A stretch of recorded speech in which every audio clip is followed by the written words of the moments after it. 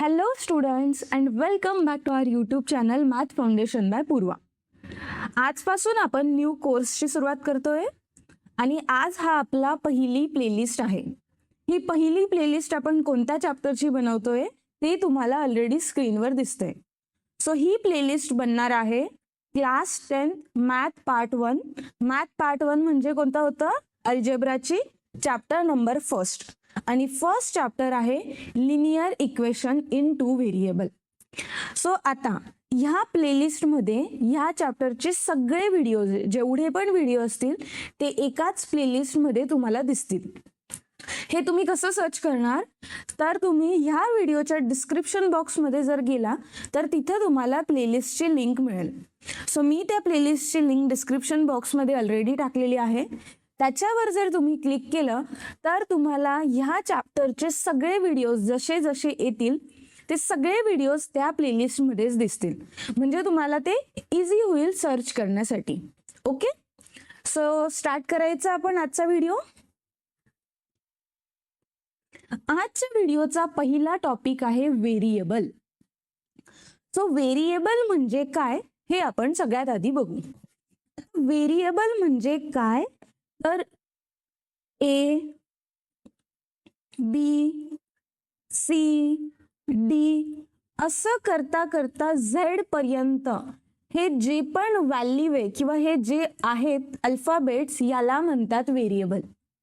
आता हे कसं म्हणतात व्हेरिएबल तर आपण बघू. सपोज तुम्हाला एक इक्वेशन दिलेलं आहे. इक्वेशन काय आहे? 2a = 5 याला म्हणतात इक्वेशन. आणि याच्यामध्ये तुम्हाला विचारलं की व्हेरिएबल कोणता आहे तर याच्यात व्हेरिएबल काय आता हा ए. सो हा झाला व्हेरिएबल.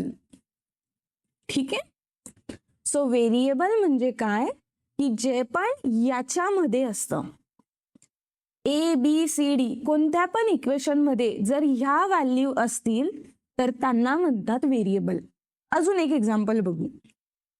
3x + 2y = 9 आणि तुम्हाला क्वेश्चन मध्ये विचारलं आहे की ह्या इक्वेशनचे व्हेरिएबल किती.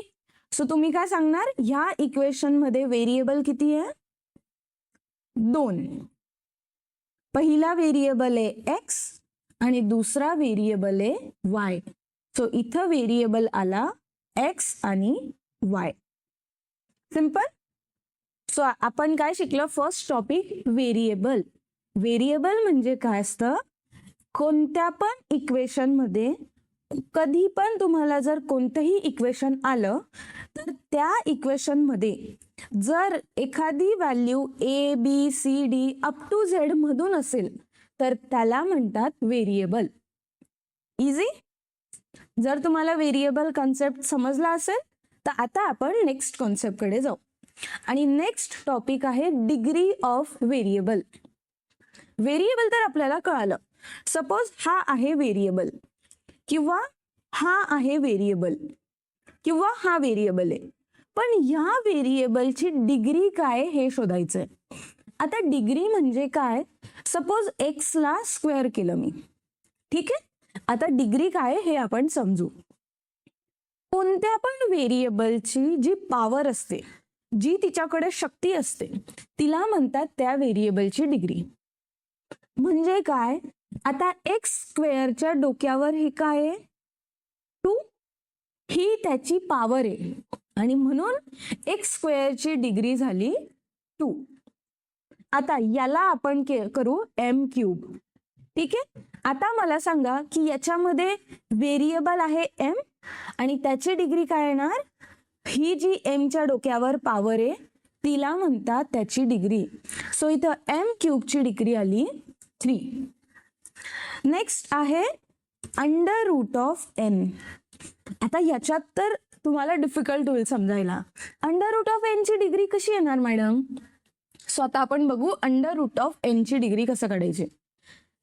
x स्क्वेअर आपण असा लिहितो पण जेव्हा आपल्याला √ लिहायचं असतं तेव्हा आपण त्याला लिहितो n⁻². ठीक आहे. कारण हा आहे √ किंवा स्क्वेअर रूट आणि स्क्वेअर रूटला आपल्याला जेव्हा पॉवर मध्ये लिहायचं असतं तेव्हा आपण त्याला लिहितो 1/2. ठीक आहे, आता कळून गेलं आपल्याला की एनच्या डोक्यावर काय पॉवर आहे, 1/2. सो याची डिग्री काय येणार मग, 1/2. नेक्स्ट एक्झाम्पल घेतलं मी 1/x. आता मला सांगा 1/x ची डिग्री कसं शोधू. परत आपल्याला एक्सच्या डोक्यावरची पॉवर शोधावी लागेल. तर 1/x ला लिहितो आपण x⁻⁻1. सो 1 जी पण असेल व्हॅल्यू त्याची डिग्री शोधायची असेल तर आपल्याला त्याला x⁻⁻1 लिहावं लागतं. आता मला माहिती आहे की एक्सच्या डोक्यावर पॉवर काय आली, -1. आणि जर पॉवर आली म्हणजे त्याला म्हणणार त्याची डिग्री. तो बघा x² ची डिग्री होती 2, m³ ची डिग्री होती 3, √n याला आपण लिहिलं n⁻⁻² आणि हा 1/2 आली त्याची डिग्री.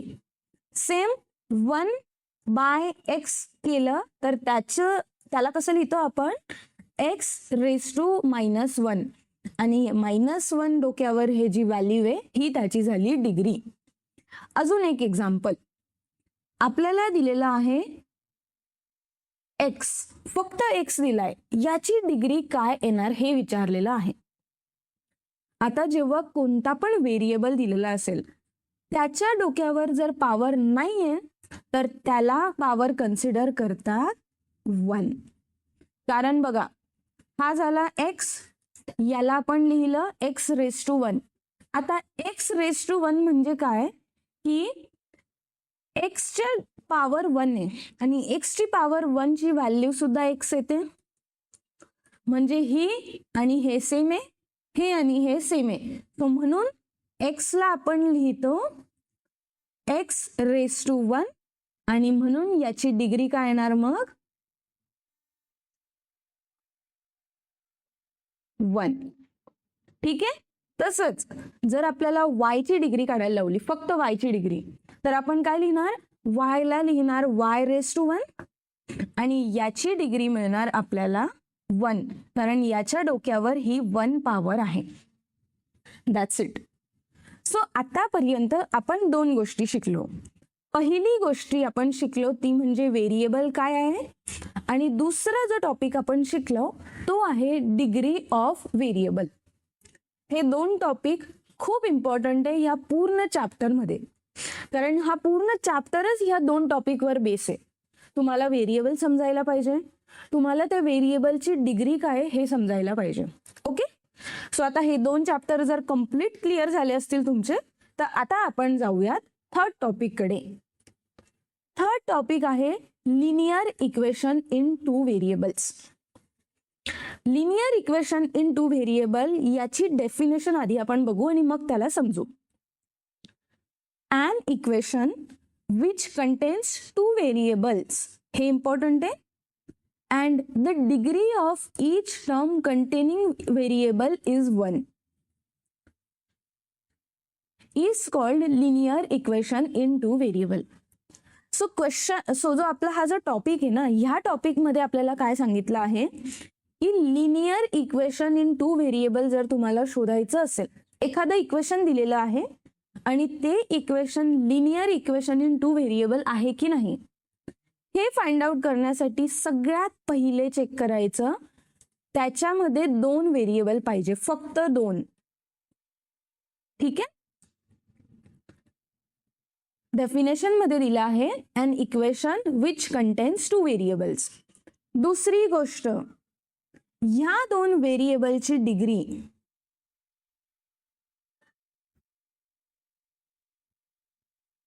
इक्वल टू पाहिजे 1. जर हे दोघं गोष्टी जर तुम्हाला तुमच्या इक्वेशन मध्ये दिसत असतील तर तुम्ही याला म्हणता लिनियर इक्वेशन इन 2 व्हेरिएबल.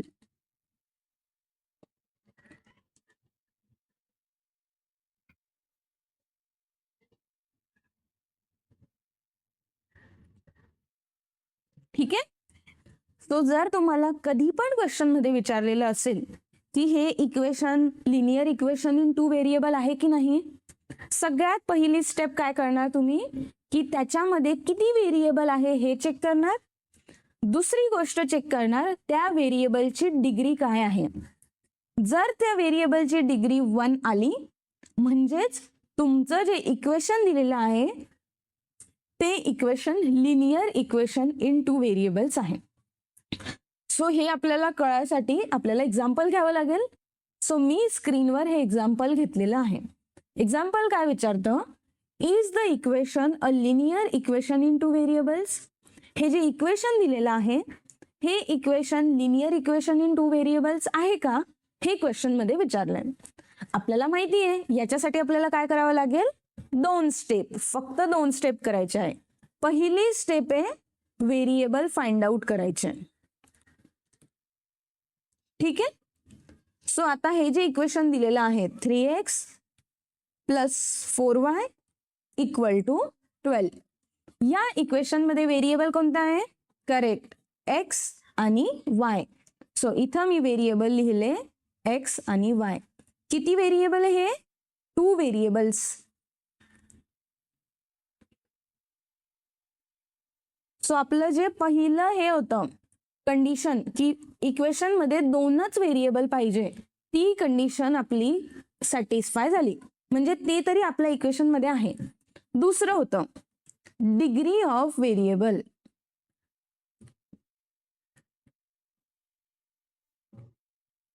ठीक आहे. दुसरी कंडिशन होती की त्यांची डिग्री चेक करा. व्हेरिएबल आहे x आणि y. x ची डिग्री चेक करण्यासाठी x ला आपण कसं लिहू शकतो, x रेस टू 1. y ला पण आपण लिहिणार y रेस टू 1. सो याची डिग्री आली 1 आणि याची पण डिग्री आली 1. तो आता बघा 2 व्हेरिएबल आहे आणि दोघं व्हेरिएबलची डिग्री आहे 1. म्हणून आपण इथं लिहिणार की जे हे इक्वेशन दिलेलं आहे 3x plus 4y equal to 12 is linear equation in 2 variable. Linear equation in 2 variables. Easy. So कळालं तुम्हाला.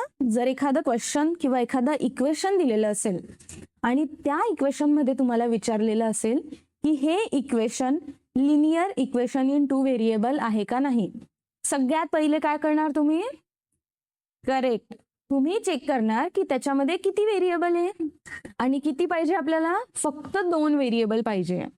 आता ते 2 व्हेरिएबल तुम्ही घेणार आणि त्या व्हेरिएबलची काय बघणार मग, डिग्री. आणि जर ते 2 व्हेरिएबलची डिग्री 1 आली, दोघं व्हेरिएबलची डिग्री 1 आली, याचाच अर्थ तुम्ही काय सांगणार की ते जे इक्वेशन आहे ते लिनियर इक्वेशन इन 2 व्हेरिएबल आहे. That's it. सो हा प्रश्न आपण असा सॉल्व्ह केलाय. आता जाऊयात आपण नेक्स्ट टॉपिक कडे. The next topic is simultaneous linear equations. याची सुद्धा डेफिनेशन आहे. डेफिनेशन बघू आता. When we think about 2 linear equation in 2 variables at the same time, they are called simultaneous equations. Simultaneous linear equationचा असा काही मोठा अर्थ नाहीये. ते काय म्हणताय, तुमच्याकडे 2 लिनियर इक्वेशन्स आहे. लिनियर इक्वेशन कोणते, जे आपण आत्ताच पाहिले ते. ठीक आहे. तुमच्याकडे ते 2 आहे आणि तुम्ही ते दोघं लिनियर इक्वेशन इन 2 व्हेरिएबल एकत्र सॉल्व्ह करायचं ट्राय करताय.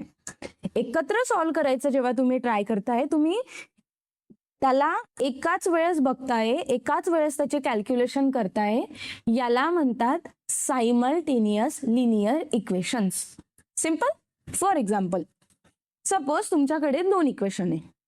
पहिलं इक्वेशन आहे 2x plus 3y equal to 12 आणि दुसरं दिलेलं आहे 3x plus 9y equal to 16. आणि हे 2 इक्वेशन तुम्ही सॉल्व्ह करताय. आता सॉल्व्ह कसं करताय हे आपण पुढे बघू, पण हे 2 इक्वेशन तुम्हाला सॉल्व्ह करायला दिले तर तुम्ही एका वेळेमध्येच याला मानणार इक्वेशन नंबर 1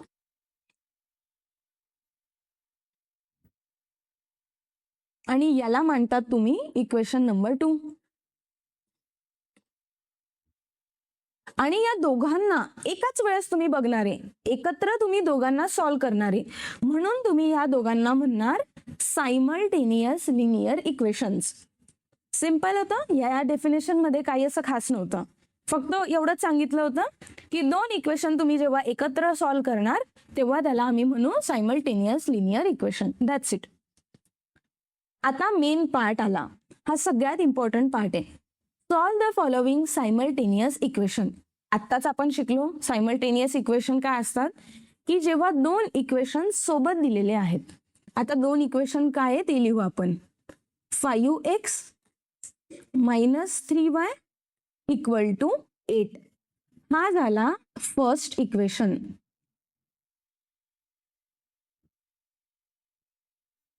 दुसरं इक्वेशन दिलेलं आहे 9x plus 3y equal to 6 and this is our equation number 2.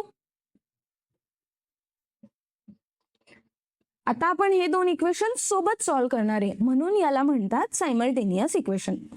आता सॉल्व्ह कसं करायचं, प्रत्येकाने तुमच्या समोर जर नोटबुक असेल, तुम्ही जर काही बघत असेल, प्लीज सगळं बाजूला ठेवा आणि ह्या गोष्टीकडे लक्ष द्या.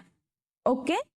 फुल कॉन्सन्ट्रेशनने हा फर्स्ट प्रॉब्लेम आपण सॉल्व्ह करतोय, तर सगळ्यांचं लक्ष व्हिडिओमध्ये पाहिजे की मी कसं सॉल्व्ह करते.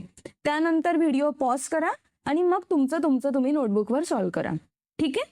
पण सगळ्यांचं लक्ष आता ह्या व्हिडिओमध्ये पाहिजे. ओके. आता बघा, आपल्याला दोन इक्वेशन दिले आहे. पहिलं इक्वेशन आहे 5x minus 3y equal to 8. दुसरं इक्वेशन आहे 9x plus 3y equal to 6. नेहमी सायमल्टेनियस इक्वेशन सॉल्व्ह करताना चेक करायचं की असा एकतरी व्हेरिएबल पाहिजे की ज्याच्या समोरची जी नंबर आहे तो सेम पाहिजे. काय सांगितलं मी, असा एकतरी व्हेरिएबल पाहिजे की ज्याच्या समोरचा जो नंबर आहे तो दोघीकडे सेम पाहिजे. फॉर एक्झाम्पल, एक्सच्या समोर नंबर काय आहे 5, ह्या एक्सच्या समोर नंबर काय आहे 9. हे दोघं सेम आहे नाही. पुढे बघू, वायच्या समोर नंबर आहे 3, ह्या वायच्या समोर नंबर आहे 3. हे दोघं सेम आहे. यस. आता हे दोघं सेम आहे, तर आता आपण याचं चेक करायचं साइन. सो साइन जर अपोजिट असेल, अपोजिट म्हणजे काय, एक साइन पॉझिटिव्ह आहे, एक साइन निगेटिव्ह आहे. दुसरी गोष्ट, साइन जर सेम असतील म्हणजे दोघं पण प्लस प्लस आहे किंवा दोघं पण मायनस मायनस आहे, अशा वेळेस काय करणार, जर साइन डिफरंट असतील, एक प्लस असेल एक मायनस असेल, तर सिंपल ऍडिशन करायची. आणि जर साइन वेगवेगळे असतील तर करायचं सबट्रॅक्शन. ठीक आहे. ह्या दोघांसाठी करावं लागणार सबट्रॅक्शन, आणि जेव्हा वेगवेगळ्या साइन आहे तेव्हा करणार ऍडिशन. तर आता इथं ह्या 3 ची साइन मायनस आहे, ह्या 3 ची साइन प्लस आहे. हे साइन वेगवेगळे आहे, सो आपण इथं काय परफॉर्म करणार, ऍडिशन. ठीक आहे. आता ऍडिशन कसं परफॉर्म करायचे, एक्स कॉमन आहे त्याला खाली लिहून घेऊ. 5 प्लस 9 होतो 14. हा मायनस आहे, हा प्लस आहे, पण बघा 3y आणि 3y, so plus 3y minus 3y, याचा अर्थ काय, हे 3y प्लस मध्ये, त्याच्यामधून 3y मायनस केले, 1 2 3, किती उरले 0. तो इथं काय येणार मग, प्लस 0 इक्वल टू 8 प्लस 6 होतो 14. बरोबर. आता कोणत्या पण नंबर मध्ये 0 ला मिळवलं तोच नंबर येणार आहे. सो इथं काय येणार मग, 14x इक्वल टू 14.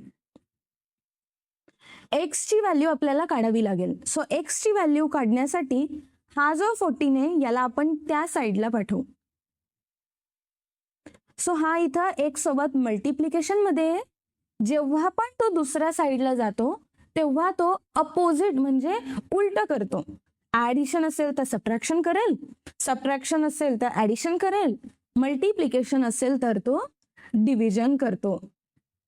आणि 14 डिवाइड बाय 14 केल्यावर आन्सर येणार आहे 1. सो एक्स चं आन्सर मिळालं 1. आता हा जो एक्स आहे विच इज इक्वल टू 1 आहे, याचं व्हॅल्यू आपल्याला इक्वेशन नंबर 1 मध्ये टाकायची आहे. ठीक आहे. सो आपण इथं काय लिहिणार, put X equal to 1 in equation 1.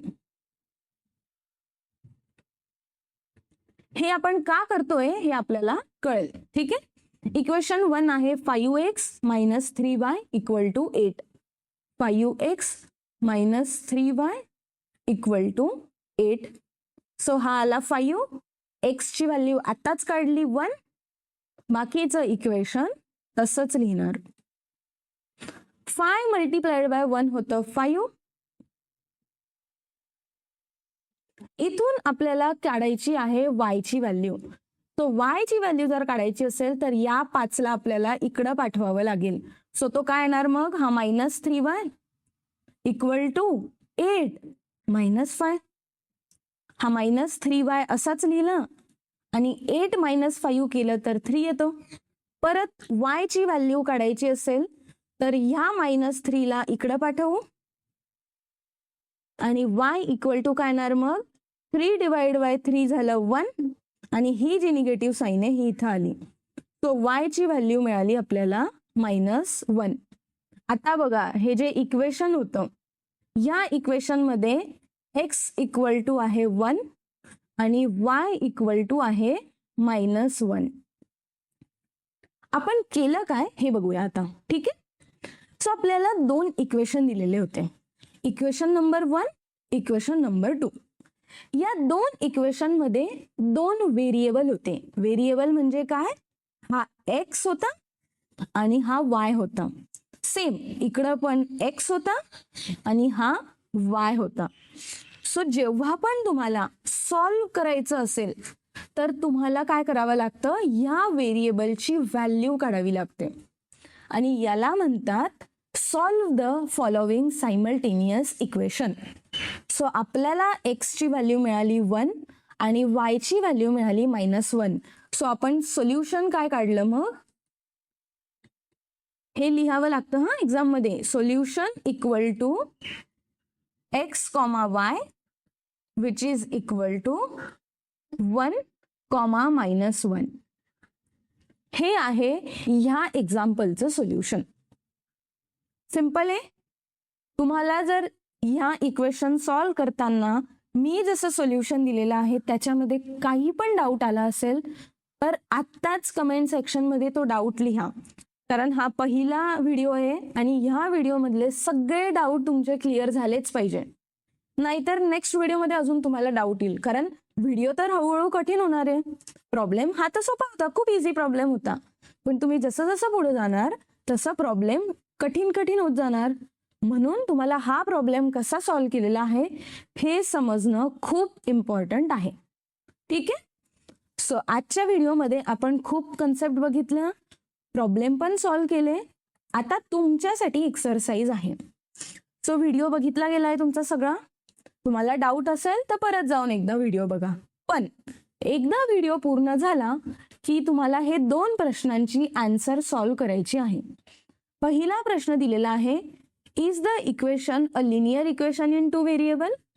So हा जो इक्वेशन आहे हा लिनियर इक्वेशन इन 2 व्हेरिएबल आहे की नाही याचा आन्सर फर्स्ट लिहा आणि second solve the following simultaneous equation. So comment मध्ये तुम्ही असं लिहायचं आहे, आन्सर फर्स्ट जे आन्सर असेल ते यस किंवा नो आणि सेकंड मध्ये तुम्हाला काय लिहायचं आहे, x, y इक्वल टू जे पण सपोज तुमचं काय आलं असेल ते. असे 2 आन्सर तुम्ही मला कमेंट सेक्शन मध्ये लिहायचे.